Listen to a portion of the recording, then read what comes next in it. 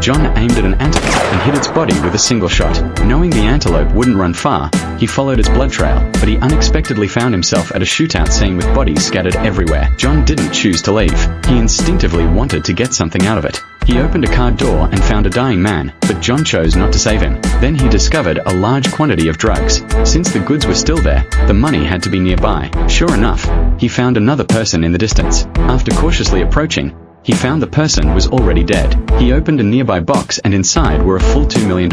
John knew this was risky, but he still took the money home. However, John couldn't sleep, so he took some water and decided to save that dying man. When he opened the car door, he found the man had already been killed. John instantly realized the gang had found this place. He tried to escape, but he had already been spotted, but was shot in the shoulder and fell down the slope. John took the opportunity to jump into the river, but the gang immediately released hounds. John quickly swam to the shore with the hounds in close pursuit. Once on shore, he quickly pulled out his pistol and successfully escaped. He then immediately sent his wife away to avoid the gang's pursuit. Meanwhile, the gang found Hitman Brown. They gave him a tracker, assuring him that with it he could find the money in John. Suddenly, he wanted to keep the huge sum for himself. Soon John arrived at a motel and checked in. He then opened the room's ventilation duct and hid the money box inside.